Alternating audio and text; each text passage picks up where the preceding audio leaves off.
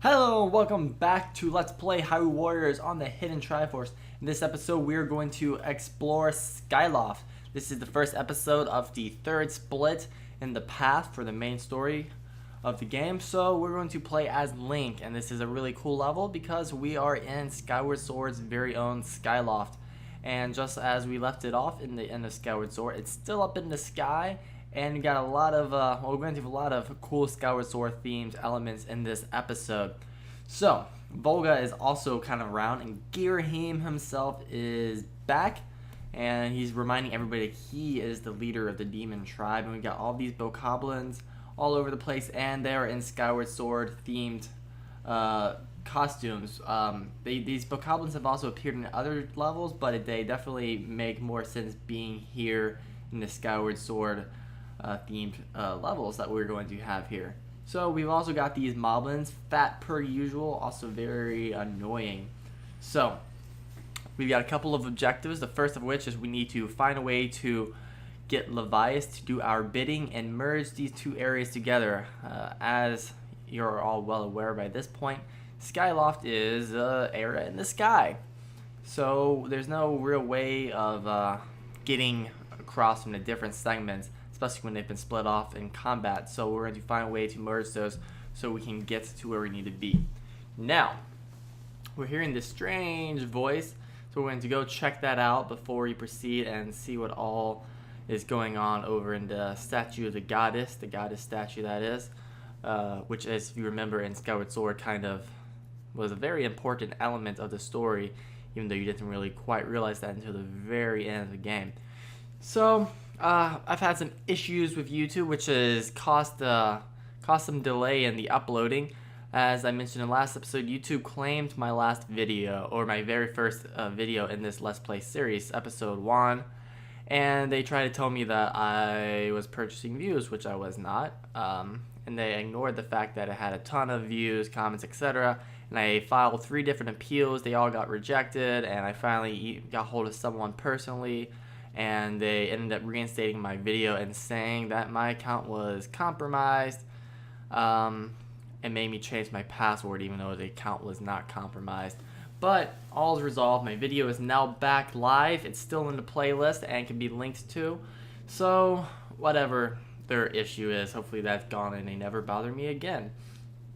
Also, Nintendo is still claiming my videos, even with no audio from the game in here, and I cut out the majority of the cutscenes. They're still claiming my videos, so I'm really not sure what to do about that, because it's really putting a buzzkill on me having motivation to make Let's Plays. But we'll keep on playing this and see what happens in the end. So, we now have Fi, or Fi, don't care. Well, Fi's not going to help us out and will be an unlockable character at some point here soon. So she is a lot of fun to play as, actually, but at the moment we're going to escort her. She's not going to go into our sword at all times. She'll actually be lending a hand and helping us fight and do a variety of tasks. In this case, she is escorting the pumpkin soup to lure out Levias, and that was a task in Skyward Sword as well, where you had to bring pumpkin soup up to Levias to kind of wake him from his slumber and get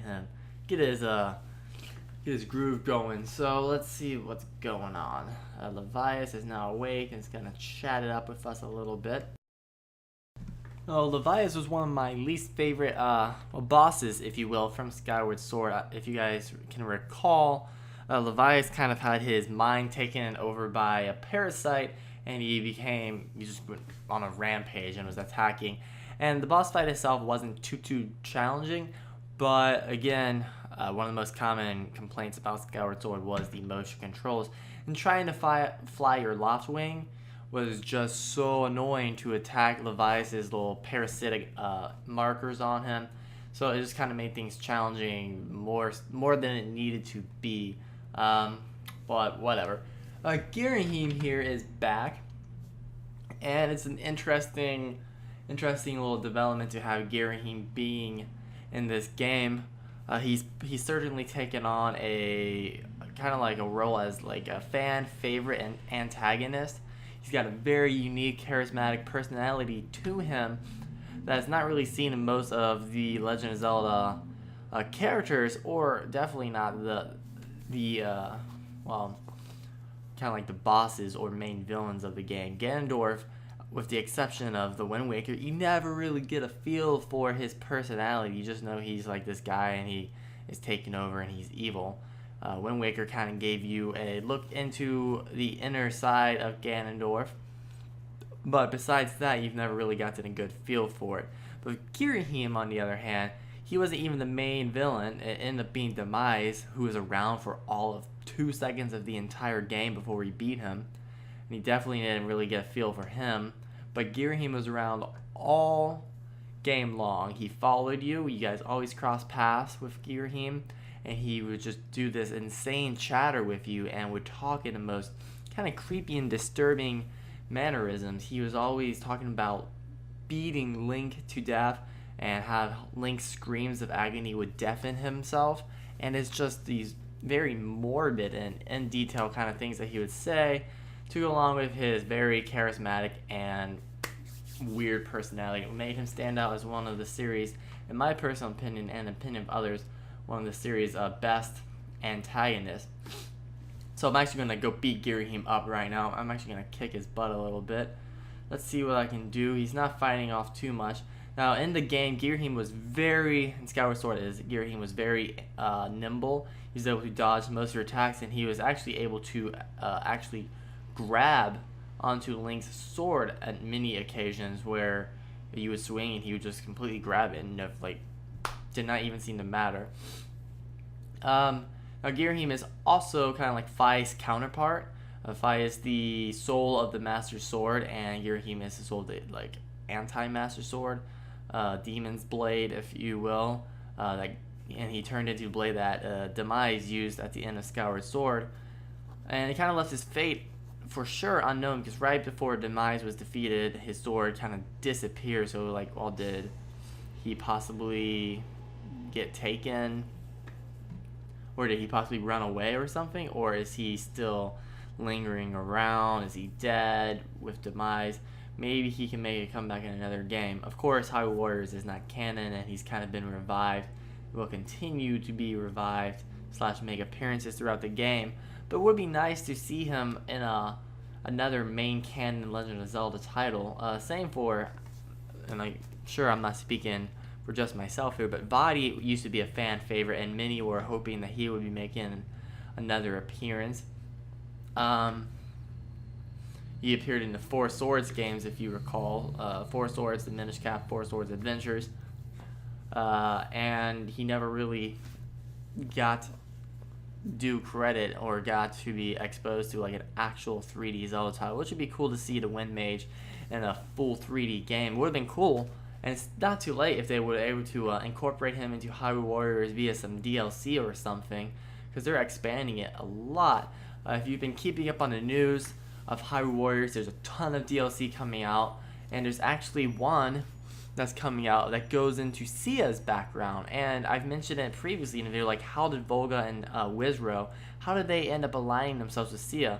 And there's actually a whole chapter that's being unlocked through DLC that we play as Sia, and you find out how her and Volga met and how they became aligned and everything. So it's a really cool thing that they've got going on here. They're definitely paying attention to the details like that and trying to dive into the history and backstory as much as they can, which is fantastic. It would be nice if Nintendo were to follow suit with some of their Zelda games through some DLC, because there's always so much lore and backstory to Hyrule and the kingdom that just could be explored through subquests or side quests and additional content.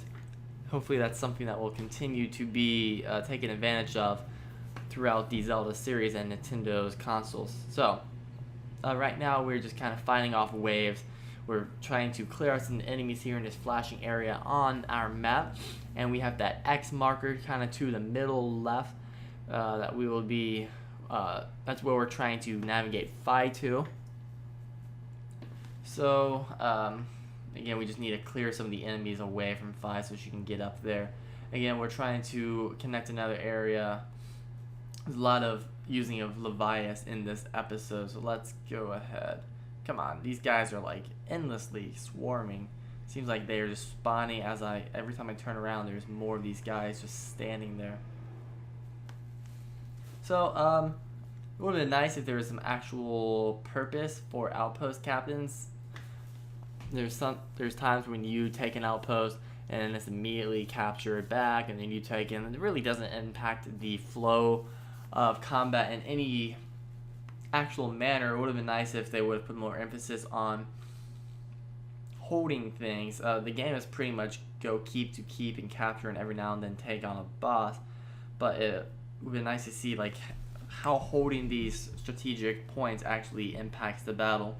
You sort of got a feel for that when we were on Death Mountain, where the Gorons were launching boulder attacks on our main keep from certain other smaller keeps, but that's pretty much, well, it's mostly the extent of importance on the battlefield that dives into. I'm not sure if that's the same in all of the Dynasty Warrior games or if it's different.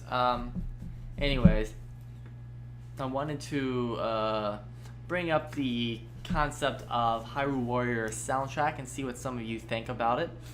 It's one of the areas that I dinged the game on my official review on TheHiddenTriforce.com was the soundtrack. And it's not bad. It's not the worst soundtrack I've ever heard, but it kind of has this Mario Kart 8 sort of feel to it, where Nintendo has this like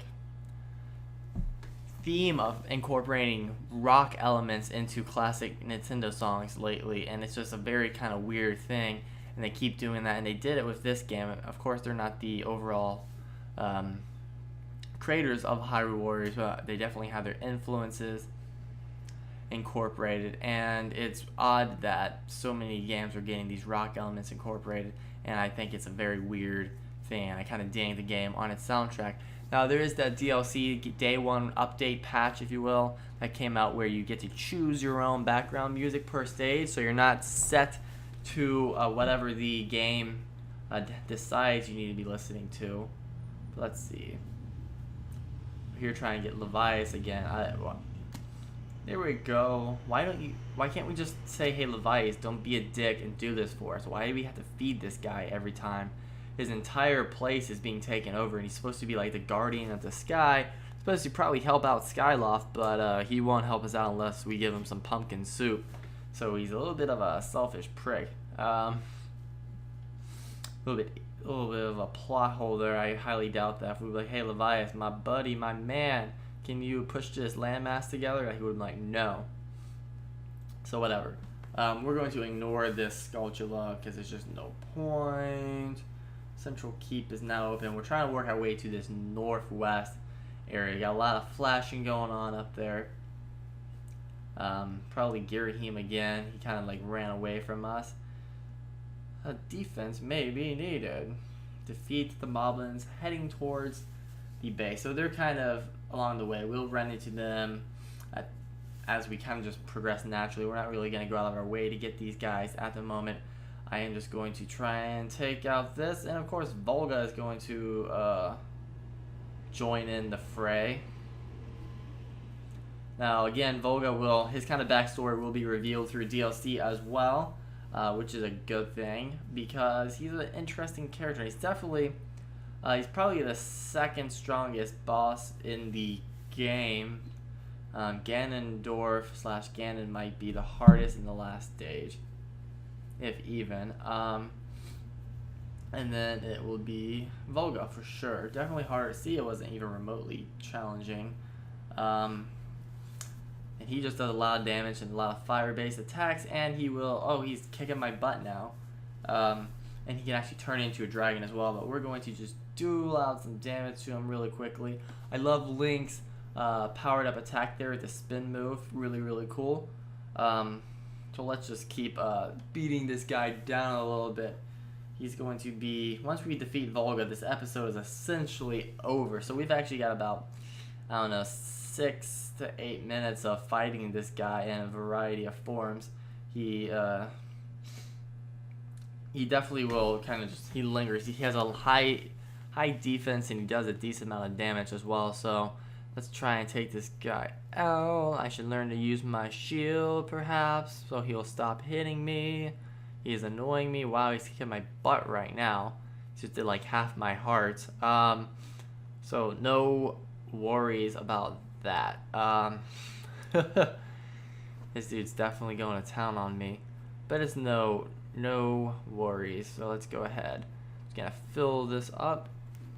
Apparently they need some support there near the middle, but I'm going to leave him on his own. See if he can figure this out and go back. Volga's just proceeding on where he doesn't even care where we are. He's just gonna run ahead.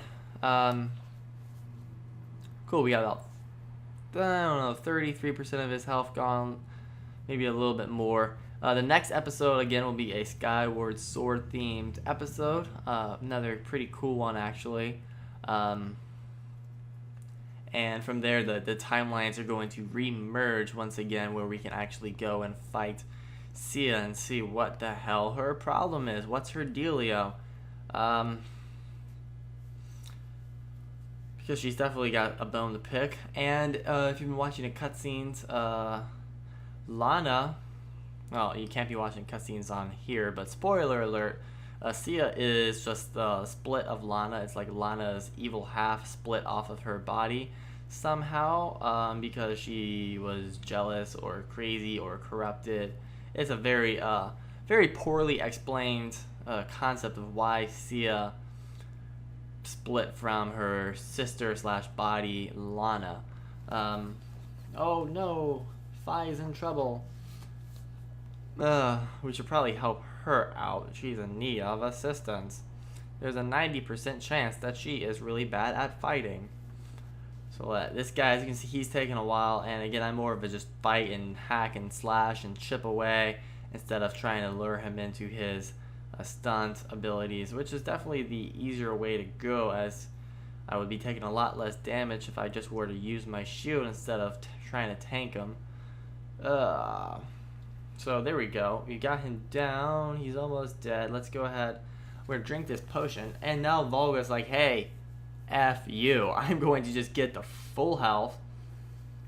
And Levias wants to lend a hand in crushing this dragon down himself. But we're just going to... It is possible to defeat this guy as is. He's definitely glowing red and all healthy, and as you can see, you can definitely do some damage to him. But he also just almost killed me, even while I'm using my... There we go. Let's just do a lot of damage to him. And I'm going to run. I'm just going to run. Even while I have him all stunned and floating up, and I'm using my magic, he still almost killed me. I was one hit away from being dead. And then I depleted his meter and was able to deal out a lot of damage there, thankfully. But God, he almost killed me, so I'm just going to run. And of course, as I've said many times, the common enemies don't attack you. Any of these 1,600 bokoblins surrounding me could have done some damage, but no, they sat there and let me live. But thankfully there was a potion, or there was a heart jar that was right there, so I was able to replenish. And now I just need to get into the keep. So first, well, Fi is stalling Volga. That's good, because we don't need him capturing our keep. To get into there, we have to take out these aerofoils, so hopefully we can make quick work of this with our hook shot and pull him down out of the air. There we go. Pulling them down does a lot of damage. It's the best way to defeat these guys for sure. And they always drop materials of some sort.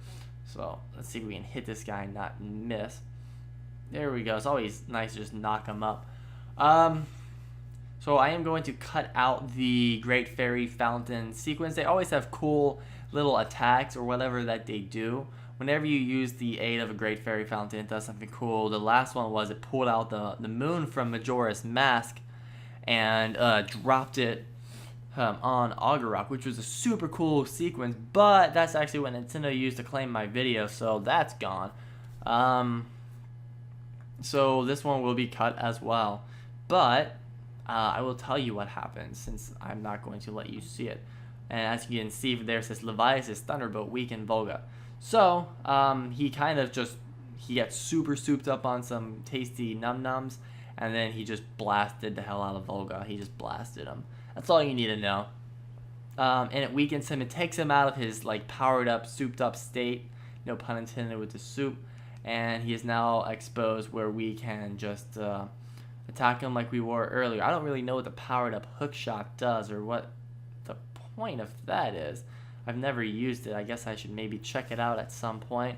Maybe it can reach further distances. I'm not really sure the need for that. But we got a full energy and magic meter, so let's go ahead and knock this guy up. He's got full health again, which is interesting. So let's see if we can just kill this guy. He's definitely taking a lot more damage from his attacks than he was. There we go.